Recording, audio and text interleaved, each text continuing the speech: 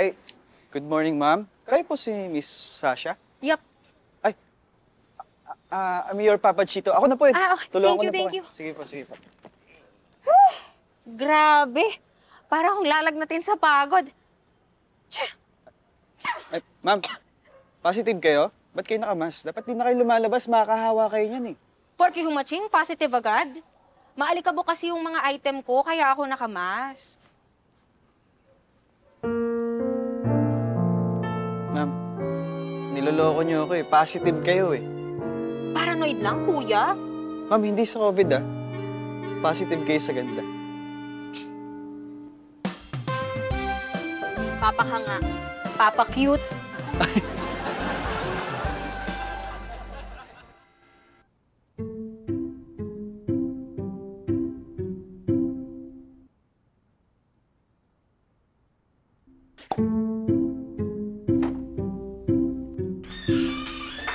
Hoy!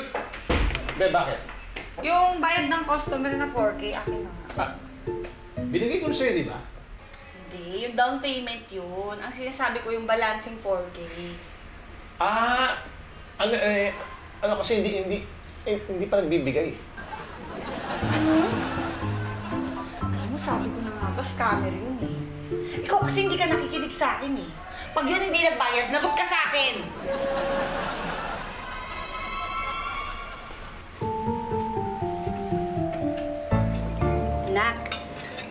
Nak, kamusta yung delivery mo? Hindi ka nahirapan? Okay naman po, Nay. Mabait naman po lahat nag-book sa akin. Tinawagan niyo po ba yung mga kakilala niyo para iba ko maging driver dun sa papadeliver? Eh, halos lahat ng naging customer ko kakilala niyo eh. Oh, talaga? Opo. Hindi. Hindi naman wala naman kami tinatawagan. Oo. Di ba? Wala. Hindi, wala. Hindi. Nagulat nga kami, nandun ka kina Patrick. Diba, no? Gulat ako eh. Ma'am, sino po yung chitong sinasabi niyo na binok ni Aling Meli kaninang umaga? Maria! Ma'am, may kailangan po kayo? Oo. Pasensya. Nak, pasensya ka na, hindi namin nasabi. Alam kasi namin hindi ka papayag eh. Tsaka gusto ko lang naman naming tulungan eh. Oo nga, kuya. Ayaw mo ba nun? Ang dami mong customer. Eh, syempre, gusto ko lang din patunayan na kaya ko na hindi ko kailangan ng tulong niyo. Wala rin namang masama sa paghingi ng tulong. Oo, ako nung nagsisimula pa lang yung PM Mineral, ang daming tumulong sa akin, di ba? No? Pero kung talagang ayaw mo, sige, sabihin namin sa mga kaibigan namin na huwag ka nang ibo. Ay, wag na nahiyaan niyo na. Oo. Paano ko ba ayaw mo? Eh, nasabihan niyo na sila na kaya naman po babawin pa natin. Hindi, okay lang yun. Maintindihan naman na yung dahilan mo. Kaya, sige, okay. Ito-text ko na lang para... Hindi tayo okay lang. Saka, totoo niyan kasi sayang din po yung commission.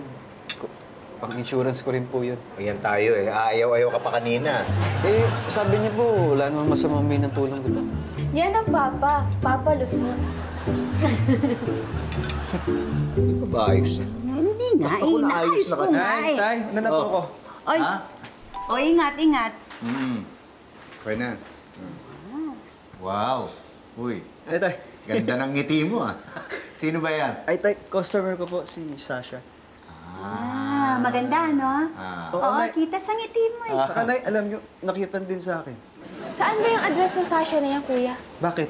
Papadalan ko siya ng salamin. Malabo na yata yung mata niya. Ganun. Chito!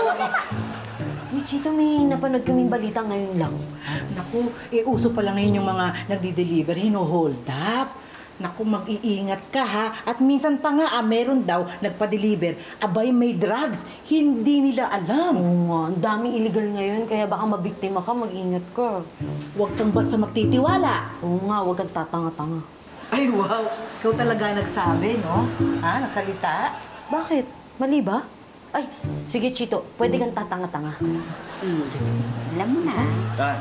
Oo naman. Nay, ano na naman yan? Wala! Pero Grabe talaga to. Ang gwapo.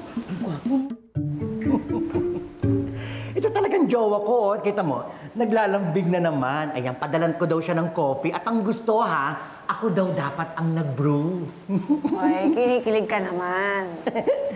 Sino ba naman na hindi kikiligin, ano? Teka nga. Yan ba yun? Papabook na nga ako kay Chito. Wait. Tingnan mo si Chito, no? Pati pagiging papa, pinasok niya.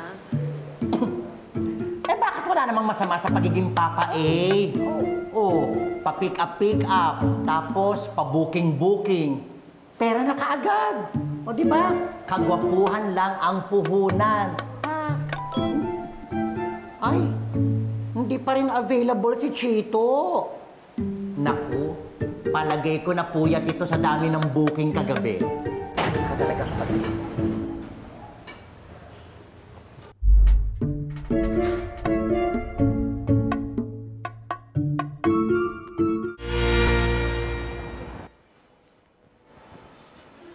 Mara. Sir, Parang gulat na gulat ka. hindi lang po, sir. Sir, kamusta naman po si Chito? Nasa Instaburger pa po ba siya? Oo. Okay naman siya doon? Okay naman. Medyo mababa sweldo. Kaya pinayagan ko ng mag-sideline. Ayun, nagpapa siya. Alam niyo po yun? Oo, bakit? Sigurado kayo, sir? Oo. Sir, hindi ba lang kayo nagsalita? Ha? Mayaman naman kayo eh. Bakit hindi niyo siya pinigilan? Ba't ko pipigilan? Okay nga yun. Nagsusumikap yung bata eh. Sigurado kayo, sir, okay lang sa inyo na nagbebenta ng laman si Chito? Oo, hindi... Teka, anong laman? Anong laman? Sir, narinig ko magkausap si Vincent at saka si Janice. Binuking ni Bakla si Chito kasi nga escort na po yung anak nyo. Ha? Opo! Ayan si Vincent. Ay, bakla. Aminin mo kay sir, hindi ba binuking mo si Chito? Ano ba? Hindi ko siya binuking. Oh, bakla, huwag ka mag-deny. Dinig ko kayong dalawa ni Janice, nag-uusap. Teka, ano ba yung pinagsasabi mo? Ganito kasi yan, sir. Narinig ko si Janice at saka ito si Bakla. Nag-uusap. Binuking niya si Chito. Oh. Kasi escort na nga po. Tinawag pa nga niyang papa. Oo nga. Pero hindi siya escort, no? Papa siya ng papa-deliver. Ito. Ayan, no? Parang si kuya. Ganyan. Ito nga yung papa-deliver ko kay Richard Calpo, oh. Thank you, ha? Alright. Ano? May pa-booking ka pang nalalaman, ha? Kung si Chito may booking, ikaw booking sa pagmamartes mo? Bakla ka. Ano ginagawa mo? Ha? Hindi, sinacheck ko lang yung laman. Gamot lang yan. Gamot? As in drugs? Teka, parang alam ko na yung inisip mo ah. Hindi, wala ako iniisip. Hindi illegal yan. Gamot lang to ng aso ko, si... Hindi, sorry kasi may nabalitaan kasi akong ginagamit yung delivery service sa drugs. Ikaw yata nagda-drugs eh. Perning lang? Sorry. Hindi, bigla lang kasi pumasok sa isip ko. Saka wala naman sa itsura mo yung drug dealer. Bakit? Ano bang itsura ng drug dealer? Hindi, kasing ganda mo. Papakyut ka na naman ah. Papatulan na kita.